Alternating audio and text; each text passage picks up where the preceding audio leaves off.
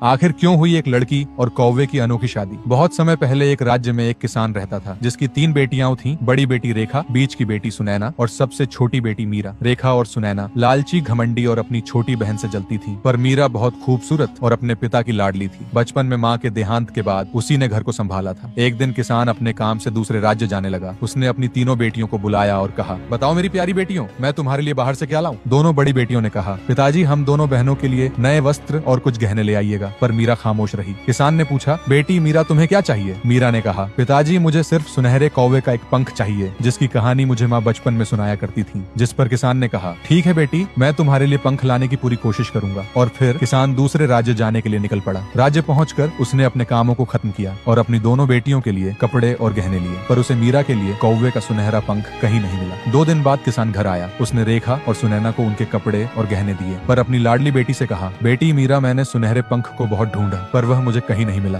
जिस पर मीरा ने कहा, कोई बात नहीं पिताजी, आप अगली बार ले आइएगा। कुछ सालों बाद किसान फिर किसी काम से दूसरे राज्य जाने लगा। उसने अपनी बेटियों को बुलाया और पूछा, अच्छा बेटियों, बताओ इस बार तुम लोगों के लिए क्या लाऊं? रेखा और सुनैना लालच भरी मुस्कान के साथ बोली, पिताजी हम दोनों के लिए एक एक चांदी के मोतियों वाले जूते ले आइएगा। लेकिन मीरा ने फिर वही सुनहरे कौवे के पंख की इच्छा जताई। जिसके बाद किसान राज्य की ओर चल पड़ा। किसान दिन भर बाजार में घूमता रहा। उसने जूते खरीदे पर उसे सुनहरा पंख कहीं नहीं मिला। किसान निराश होते हुए जंगल के रास्ते अपने घर की ओर आ रहा था। तभी रास्ते में उसे एक बूढ़ा साधु मिला। किसान को निराश देखकर साधु ने कहा, क्या बात है बेटा, तुम इतने चिंतित क्यों हो? किसान ने कहा, बाबा मेरी सबसे छोटी बेटी ने मुझसे सिर्फ एक सुनहरे कौवे का पंख मांगा है, पर मुझे वह कहीं नहीं मिला। जिस पर साधु बोला, बेटा वह जादुई पंख मेरे पास है, पर मैं तुम्हें वह तभी दूंगा जब तुम वादा करोगे कि तुम उसका गलत इस्तेमाल नहीं करोगे। किसान ने कहा, ठीक है बाबा, मैं बस अपनी बेटी को खुश देखना चाहता हूँ। उसके बाद साधु ने अपनी झोली से वह पंख निकाला और किसान को दे दिया। घर पहुंचकर किसान ने तीनों बहनों को उनके तोहफे दिए। मीरा ने सुनहरे पंख को देखा और बहुत खुश हुई। वह हमेशा उस पंख को अपने पास रखती थी। एक रात जब मीरा उस पंख को देख रही थी, तभी अचानक वह पंख चमकने लगा और एक सुनहरे रंग का कौवा प्रकट हुआ, जिसे देखकर मीरा घबरा गई। उसने कहा, तुम कौन हो? कौवे ने जवाब दिया, डरो नहीं मीरा, मैं इसी राज्य का राजकुमार हूँ जो एक जादूगर के श्राप के कारण कौवा बन गया हूँ। मीरा ने कहा, कुछ तो उपाय होगा राजकुमार, आपको इस श्राप से मुक्त करने का। कौवे ने कहा, अगर कोई लड़की मेरे इसी रूप में मुझसे शादी करे और 7 रातों तक बिना किसी को पता चले मेरे साथ अपना समय बिताए तो मेरा श्राप टूट जाएगा। जिस पर मीरा ने कहा, अगर ये बात है राजकुमार तो मैं आपसे शादी करने के लिए तैयार हूँ। इसके बाद कौवा एक विशाल रूप लेता है और मीरा को अपनी पीठ पर बिठाकर जंगल में बने मंदिर के पास ले आता है, जहाँ मीरा और कौवे की शादी हुई। अगली सुबह मीरा बहुत खुश थी। उसने हर दिन की तरह घर का सारा काम किया और रात होते ही कौवे का इंतजार करने लगी। वो दोनों घंटों बातें करते और सुबह होते ही कौवा बाहर की ओर उड़ जाता। अगली 3 रातों तक सब कुछ ठीक चला, पर चौथी रात जब मीरा और कौवा बात कर रहे थे तो रेखा और सुनैना ने उन्हें देख लिया। वे दोनों भागते हुए अपने पिता के पास पहुंची और सारी बात बता दी। पिता ने कहा, तुम दोनों अपनी छोटी बहन से ईर्ष्या मत करो, उसे अकेले रहने दो। यह सुनकर दोनों गुस्सा हो गए। अगली रात जब मीरा अपने कमरे में सो रही थी तो रेखा और सुनैना ने मिलकर खिड़की को ताले से बंद कर दिया। जब आधी रात होते ही सुनहरा कौवा उड़ते हुए आया तो वह कमरे में घुस न सका। वह बार बार खिड़की से टकराता रहा, पर गहरी नींद में सोई मीरा कुछ भी न सुन सकी। कौवे ने निराश होकर कहा, लगता है हमारे बारे में किसी को पता चल गया है, अब हम कभी नहीं मिलेंगे और न ही तुम मुझे ढूंढ पाओगी। यह आवाज सुनकर मीरा की आंखें खुल गईं, लेकिन तब तक कौवा वहां से गायब हो चुका था। मीरा रोते हुए अपने पिता के पास पहुंची और सारी बात बता दी। उसने कहा, पिताजी चाहे कुछ भी हो जाए मैं अपने पति को ढूंढ कर रहूंगी। किसान अपनी प्यारी बेटी को खोने के डर से उसके साथ जाने की सोचता है, पर मीरा ने कहा, नहीं पिताजी, यह लड़ाई मेरी है और मैं इसे अकेले ही लड़ूंगी। जिसके बाद मीरा सफर पर निकल पड़ी। वह जंगल में भटकती रही, पर सुनहरे कौवे का कोई पता नहीं चला। एक दिन मीरा चलते चलते भूख से परेशान एक बेहद खूबसूरत घास से बनी झोपड़ी के पास पहुंची, जो एक मुर्गी के टांगों पर खड़ी थी। मीरा घबराती हुई चुपके से उस झोपड़ी में घुस गई, जहाँ टेबल पर लजीज खाने और पकवान रखे हुए थे। उसने पेट भर खाना खाया, लेकिन तभी वहाँ एक बूढ़ी महिला आ गई। उसने कहा, कौन हो तुम और मेरे घर में क्या कर रही हो? मीरा ने डरते हुए कहा, मेरा नाम मीरा है और मैं इस जंगल में अपने कौवे पति को ढूंढ रही हूँ। मीरा की बात सुनकर बूढ़ी महिला ने हैरानी से पूछा, क्या तुम उस सुनहरे कौवे की बात कर रही हो? मीरा ने कहा,